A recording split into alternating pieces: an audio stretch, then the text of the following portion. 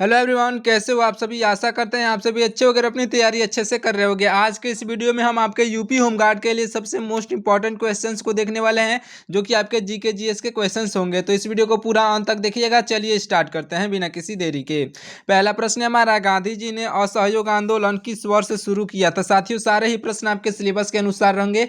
आपके सिलेबस को देखते हुए उन्हीं के जो अनुसार आपके सारे प्रश्न जो है बनाए गए हैं। तो इस वीडियो को पूरा अंत तक देखिएगा। देखिए, गांधी जी ने असहयोग आंदोलन किस वर्ष से शुरू किया था, तो आपका राइट आंसर हो जाएगा साथियों 1920 में शुरू किया था। स्टार्टिंग कब हुआ था साथियों इसका, तो 1920 में शुरू हुआ था। अगला प्रश्न है हमारा, भारतीय पुरातत्व सर्वेक्षण यानी कि एएसआई का मुख्यालय जो है कहाँ पर स्थित है। साथियों, यह जो एएसआई का मुख्यालय जो है यह स्थित है साथियों नई दिल्ली में। आपका ऑप्शन नंबर का जो है डी यहाँ पर नई दिल्ली इस क्वेश्चन का बिल्कुल राइट आंसर हो जाएगा। अगला प्रश्न है हमारा, ध्यान से देखिएगा, ध्यान से देखिए, रैयतवाड़ी व्यवस्था मुख्य रूप से जो है कहाँ लागू की गई थी। साथियों, रैयतवाड़ी व्यवस्था जो है यह लागू की गई थी ये जो मद्रास और बॉम्बे में। ऑप्शन नंबर का ए यहाँ पर मद्रास और बॉम्बे आपका बिल्कुल राइट आंसर हो जाएगा।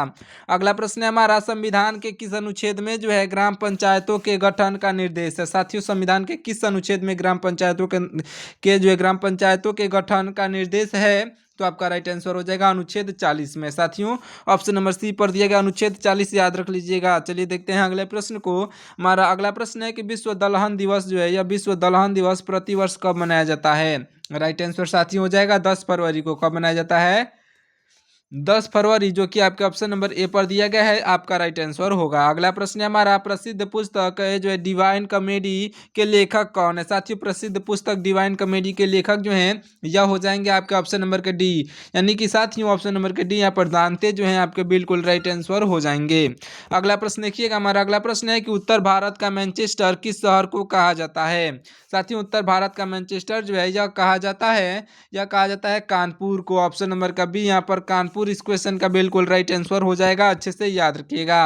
अगला प्रश्न है हमारा, भारत में श्वेत क्रांति का जनक किसे माना जाता है। साथियों, हमारे भारत देश में श्वेत क्रांति का जनक जो है यह माने जाते हैं आपके ऑप्शन नंबर का सी, यानी कि वर्गीज कुरियन। साथियों, वर्गीज कुरियन माने जाते हैं। ऑप्शन नंबर सी पर दिए गए हैं, आपके बिल्कुल राइट आंसर हो जाएंगे। अच्छे से याद रख लीजिएगा। अगला प्रश्न है हमारा, कर्क रेखा भारत के कुल कितने राज्यों से होकर गुजरती है। साथियों, कर्क रेखा जो है यह गुजरती है, साथियों कर्क रेखा गुजरती है भारत के 8 राज्यों से होकर के। ऑप्शन नंबर का बी 8 राज्य आपका राइट आंसर हो जाएगा। सभी प्रश्न इंपॉर्टेंट है, तो इसलिए इस वीडियो को पूरा ध्यान से देखिएगा और सभी प्रश्नों को याद करते हुए चलिएगा। अगला प्रश्न है हमारा, किस नदी को जो है दक्षिण गंगा के नाम से जाना जाता है। साथियों, किस नदी को जाना जाता है, तो गोदावरी नदी को। ऑप्शन नंबर का यहाँ पर ए गोदावरी नदी आपका बिल्कुल राइट आंसर हो जाएगा।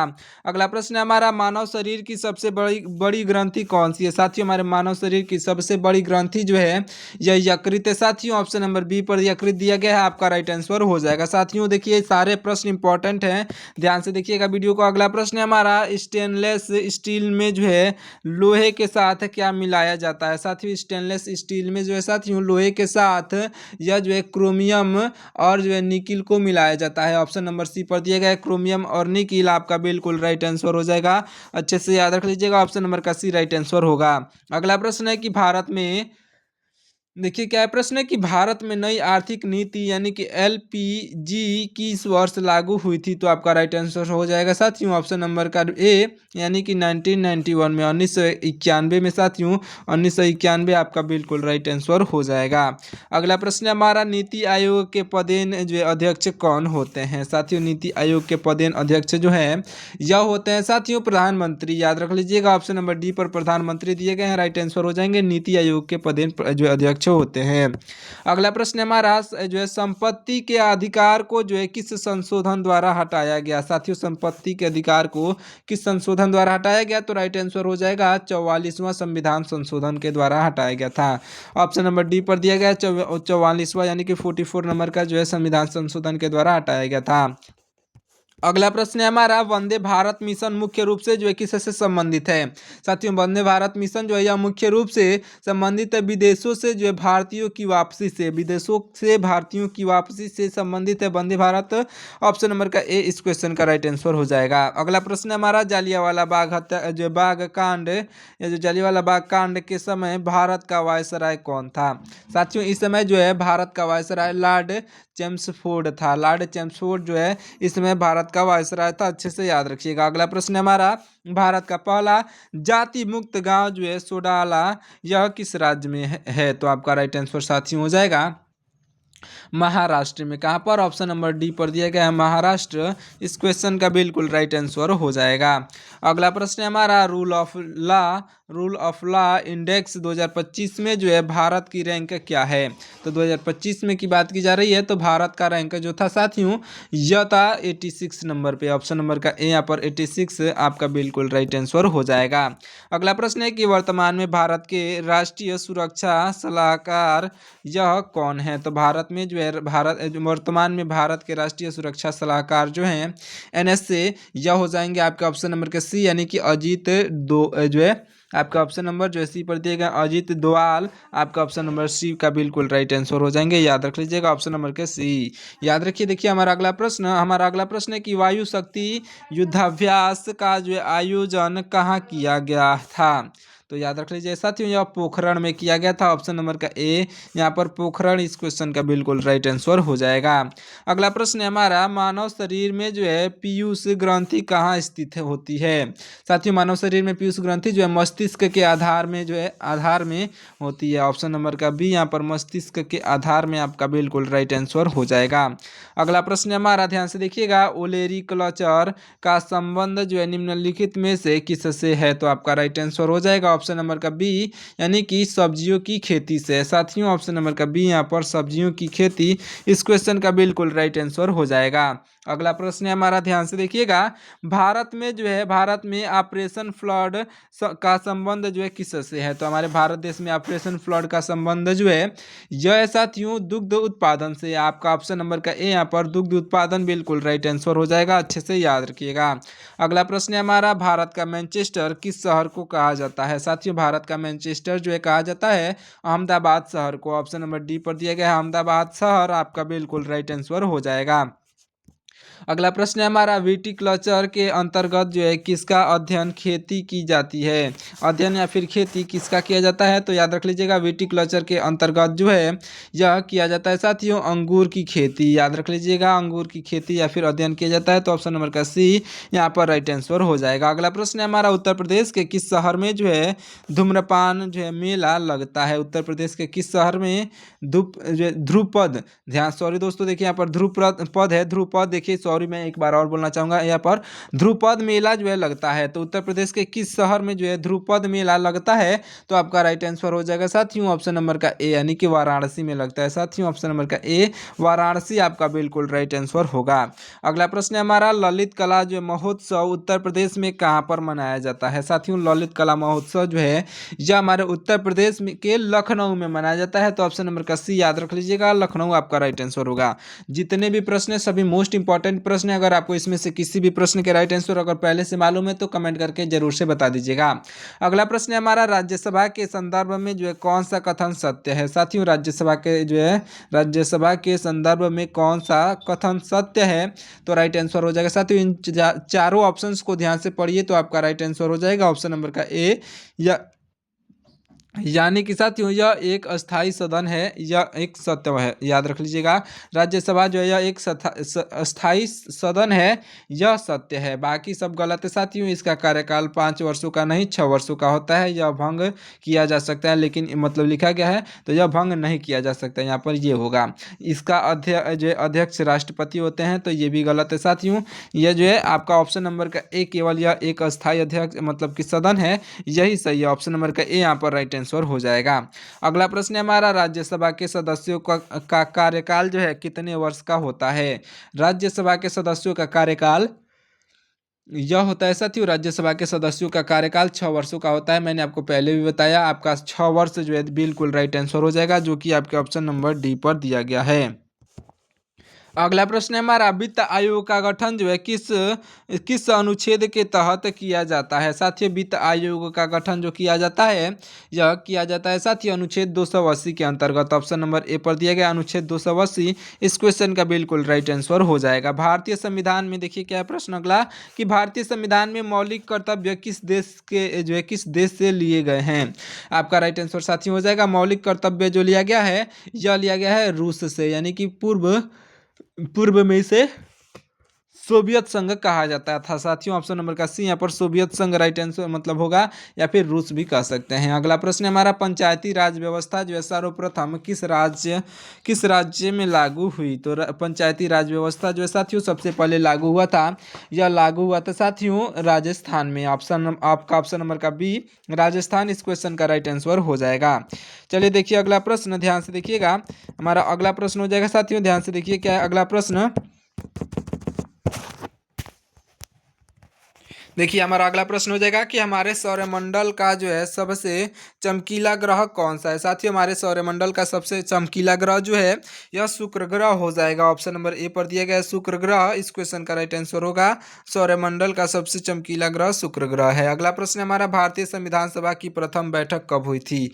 ये भी इंपॉर्टेंट क्वेश्चन है, जितने भी प्रश्न है सभी इंपॉर्टेंट है साथियों। भारतीय संविधान सभा की प्रथम बैठक कब हुई थी, तो आपका राइट आंसर हो जाएगा ऑप्शन नंबर का सी, यानी कि 9 दिसंबर 1946 को जो है भारतीय संविधान सभा की प्रथम बैठक हुई थी। तो याद रख लीजिएगा, आपका राइट आंसर साथियों हो जाएगा ऑप्शन नंबर का सी, यानी कि 9 दिसंबर 1946। ऑप्शन नंबर सी का इस क्वेश्चन का बिल्कुल राइट आंसर हो जाएगा। अगला प्रश्न है हमारा, करो या मारो का प्रसिद्ध नारा किसने दिया था। साथियों, करो या मारो का प्रसिद्ध नारा जो था, यह देने वाले हो जाएंगे आपके राइट आंसर ऑप्शन नंबर के डी, यानी कि महात्मा गांधी ने दिया था। साथियों, महात्मा गांधी ऑप्शन नंबर के डी यहाँ पर बिल्कुल राइट आंसर हो जाएंगे, अच्छे से याद रखिएगा। चलिए देखिए अगला प्रश्न, हमारा अगला प्रश्न है कि हीराकुंड बांध जो है निम्नलिखित में से किस नदी पर स्थित है। साथियों, हीराकुंड बांध जो स्थित है, यह स्थित है साथियों आपके ऑप्शन नंबर के सी, यानी कि महानदी पर। याद रख लीजिएगा ऑप्शन नंबर का सी यहाँ पर महानदी इस क्वेश्चन का बिल्कुल राइट आंसर हो जाएगा। चलिए देखिए अगला प्रश्न, अगला प्रश्न है हमारा, विटामिन सी का वैज्ञानिक या फिर रासायनिक नाम क्या है। तो साथियों, विटामिन सी का वैज्ञानिक या फिर रासायनिक नाम जो है यह एस्कॉर्बिक एसिड होता है। याद रख लीजिएगा, इसका वैज्ञानिक नाम जो है एस्कॉर्बिक एसिड होता है, जो कि आपका ऑप्शन नंबर ए पर दिया गया है राइट आंसर हो जाएगा, जिसे हम लोग रासायनिक नाम से भी जानते हैं। अगला प्रश्न है हमारा, दूध की शुद्धता मापने के लिए किस यंत्र का प्रयोग करते हैं। तो साथियों याद रख लीजिएगा, दूध की शुद्धता मापने के लिए जो है लैक्टोमीटर का उपयोग करते हैं। यहाँ पर लैक्टोमीटर आपके ऑप्शन नंबर बी पर दिया गया है, आपका बिल्कुल राइट आंसर हो जाएगा। अगला प्रश्न है हमारा, भाखड़ा नांगल परियोजना जो है किस नदी पर निर्मित है। साथियों, भाखड़ा नांगल परियोजना किस नदी पर निर्मित है, तो आपका बिल्कुल राइट आंसर हो जाएगा साथियों ऑप्शन नंबर का डी, यानी कि सतलुज नदी पर। याद रख लीजिएगा, ऑप्शन नंबर डी पर सतलुज नदी दिया गया है, आपका राइट आंसर हो जाएगा। अगला प्रश्न है हमारा, डिस्कवरी ऑफ इंडिया पुस्तक के लेखक कौन है। साथियों, डिस्कवरी ऑफ इंडिया पुस्तक के लेखक जो हैं यह हो जाएंगे आपके ऑप्शन नंबर के ए, यानी कि जवाहरलाल नेहरू। याद रख लीजिएगा, ऑप्शन नंबर ए पर जवाहरलाल नेहरू दिए गए हैं, जो कि आपके बिल्कुल राइट आंसर हो जाएंगे।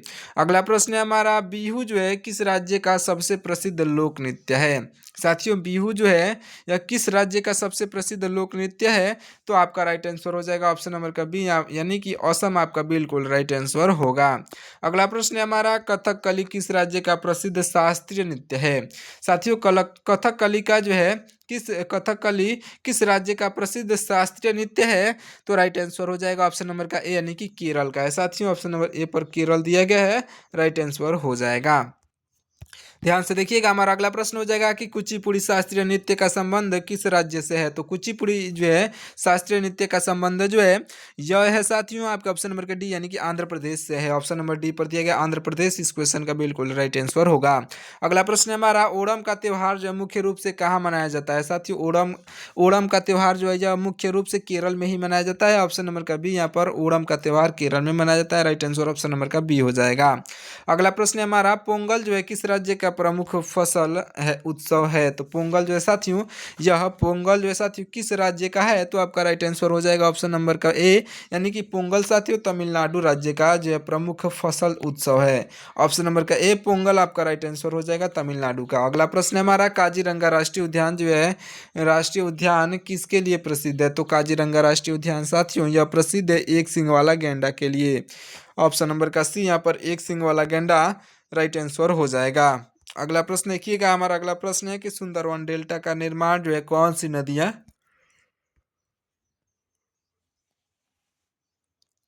देखिए सुंदरवन डेल्टा का निर्माण जो है कौन सी नदियां करती हैं। आपका राइट आंसर हो जाएगा साथियों, आपका राइट आंसर हो जाएगा ऑप्शन नंबर का ए, यानी कि गंगा और ब्रह्मपुत्र नदियां करती हैं। गंगा और ब्रह्मपुत्र आपके ऑप्शन नंबर ए पर दिया गया है, राइट आंसर होगा।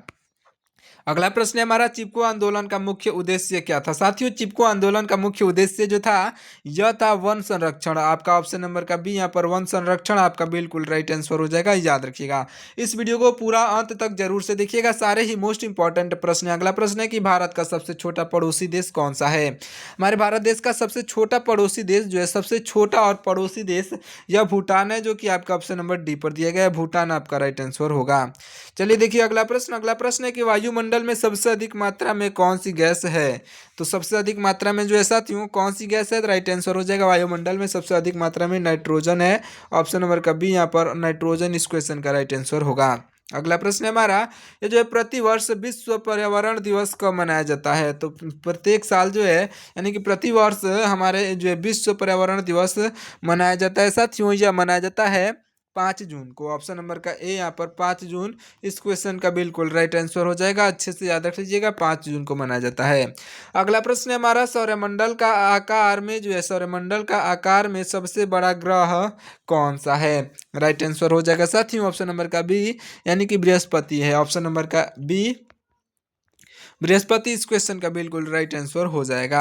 चलिए देखिए अगला प्रश्न, हमारा अगला प्रश्न है कि भारत की सबसे ऊंची पर्वत चोटी कौन सी है। तो हमारे भारत देश की सबसे पर्वत ऊंची चोटी जो है ऊंची पर्वत चोटी यह हो जाएगी आपका ऑप्शन नंबर का डी, यानी कि कंचनजंगा, जिसे हम लोग केटू के नाम से भी जानते हैं, याद रख लीजिएगा कंचनजंगा या फिर केटू, ये जो आपका राइट आंसर हो जाएगा। अगला प्रश्न है हमारा, प्रसिद्ध जो है लोकतक, ध्यान से देखिएगा, प्रसिद्ध लोकतक झील, यहाँ पर लोकतक यहाँ पर ट रहेगा, यहाँ पर मिस प्रिंटिंग है साथियों। देखिए यहाँ पर प्रसिद्ध लोकतक झील जो है भारत के किस राज्य में स्थित है।